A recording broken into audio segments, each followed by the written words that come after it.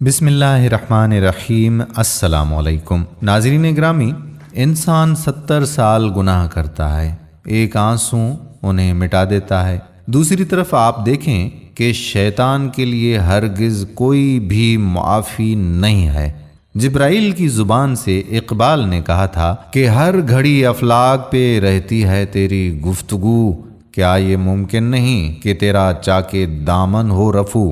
کیا آپ جانتے ہیں کہ جو لوگ کنجوس ہوتے ہیں ان کے نزدیک سخاوت کا مظاہرہ کرنے والے اول درجے کے الو ہوتے ہیں؟ یہی وجہ ہے کہ یہ لوگ دوسروں کو اس سے روکتے ہیں کہ بلا وجہ کسی کو صدقہ دیا جائے۔ کبھی کبھی آدمی سوچتا ہے کہ حضرت آدم علیہ السلام پہ توبہ نازل ہوئی، شیطان پہ کیوں نہیں ہوئی؟ شیطان کم علم نہیں تھا، اپنی آنکھوں سے سیارہ ارض پہ مخلوقات کو اس نے پیدا ہوتے اور پھلتے پھولتے دیکھا تھا۔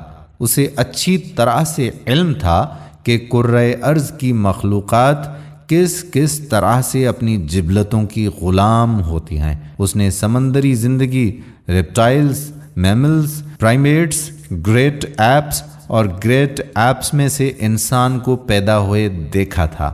اس کے پاس اربوں سال کا مشاہدہ تھا۔ زمین کی مخلوقات ایک دوسرے کا لہو بہاتی ہیں۔ یاد رکھیے کہ انسان کا دل، گردے، جگر، پھیپھڑے، خون، شریانیں، نروس اور جلد سب کچھ اسی طرح ہی ہے جیسا کہ بھینس یا بکرے میں ہے۔ انسان اسی کرۂ ارض سے لیے گئے مٹیریل یعنی مٹی سے پیدا کیا گیا ہے۔ سورۃ دہر کی پہلی آیت میں اللہ تعالیٰ یہ فرماتا ہے کہ انسان پر ایک طویل وقت ایسا بھی گزرا جب وہ کوئی قابل ذکر شے نہ تھا۔ انسان کو غصہ بھی اسی طرح سے آتا ہے جیسے دوسرے جانوروں کو آتا ہے۔ ساری جبلتیں جو جانوروں میں ہیں وہی انسانوں میں منتقل ہوئیں۔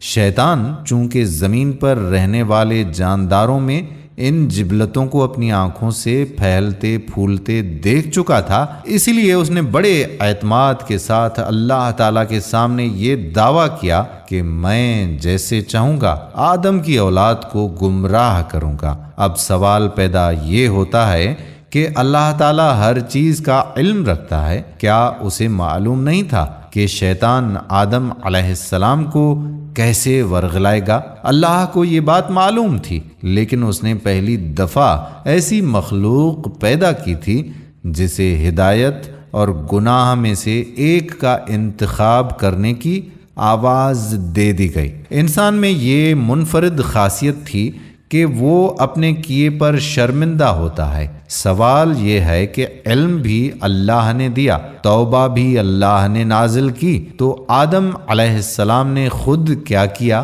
اس کا جواب یہ ہے کہ آدم علیہ السلام اپنی غلطی پر شرمندہ بلکہ از حد غمزدہ ہوئے۔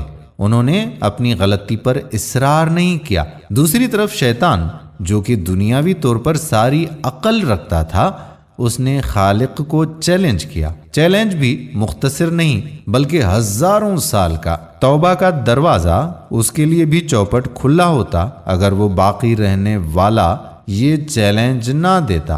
دوسری طرف آدم علیہ السلام کا حال یہ تھا کہ غلطی ہوئی اور دربار سے نکالے گئے تو ندامت کے مارے آنسو بہاتے رہے، حتیٰ کہ توبہ کرنے پر معاف کر دیے گئے۔ قرآن پاک کہتا ہے کہ شیطان نے انکار تو کیا ہے، اس نے اصرار بھی کیا۔ شیطان کا پاگل پن دیکھیے کہ وہ علم، طاقت اور خواہش کے ذریعے حضرت آدم علیہ السلام کا مقابلہ کر رہا تھا، حالانکہ اگر اس نے مقابلہ کرنا ہی تھا تو وہ توبہ کے میدان میں کرتا۔ آدم علیہ السلام کی اصل خاصیت تو ندامت اور توبہ تھی نا۔ یہاں یہ بات اپنے ذہنوں میں اچھی طرح سے آپ بٹھا لیں کہ غصے سمیت ساری جبلتیں وہی ہیں، آبی جانوروں اور رینگنے والے کیڑوں سے لے کر گریٹ ایپس تک آئی ہیں۔ اللہ نے اس زمین پر زندگی ایک بہت طویل عرصے میں بتدریج تخلیق کی ہے۔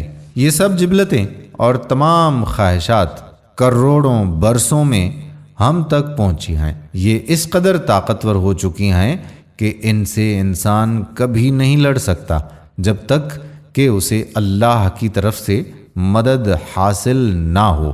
یہی وجہ ہے کہ ایک شخص جو طبعاً نیک بھی ہو وہ بھی غصے میں ایسے ایسے کام کر جاتا ہے کہ انسان حیران رہ جاتا ہے، اس کی عقل ہی دنگ رہ جاتی ہے کہ ایسا آدمی بھی ایسا کچھ کر سکتا ہے۔ انسان کو زمین پر اتارنے کا فیصلہ یقیناً پہلے سے ہی ہو چکا تھا۔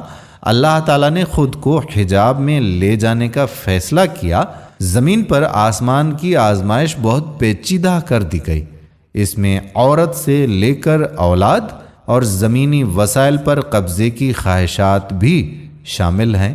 وقت گزرتا گیا، آخری پیغمبر وجہ کائنات حضرت محمد صلی اللہ علیہ وآلہ وسلم کو پردہ فرمائے 14 صدیاں ہو چکی۔ معاملات اس طرف جاری ہیں جہاں جدید ترین ٹیکنالوجی سے لیس انسان دوسرے سیاروں پر آبادیاں بسانے کی خواہش میں مصروف لگا ہوا ہے۔ اپنے واضح ہو جانے والے اعضاء کو لیبارٹری میں پھر سے اگانے کی تیاری بھی کر رہا ہے۔ انسان بارشیں برسانے لگا ہے۔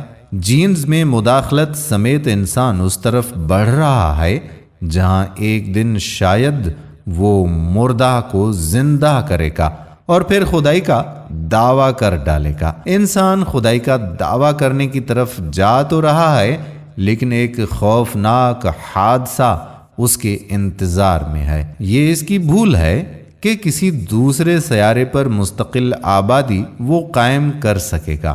ایک حادثہ ہونا ہے جسے قرآن القارعہ کہتا ہے، ایک بہت خوفناک دھماکہ جس کے جھٹکے سے کرۂ ارض کے اوپر رکھے ہوئے پہاڑ روئی کے گالوں کی طرح اڑ جائیں گے۔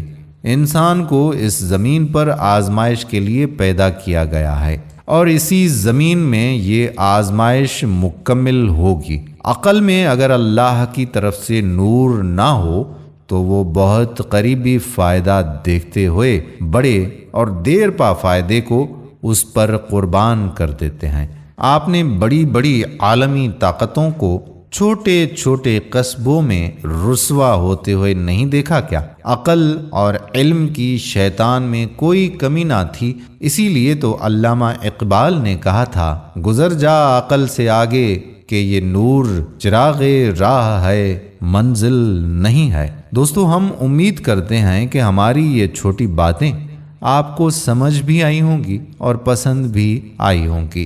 آنے والی ویڈیو تک اپنے میزبان قادر کلہوڑو کو اجازت دیجیے۔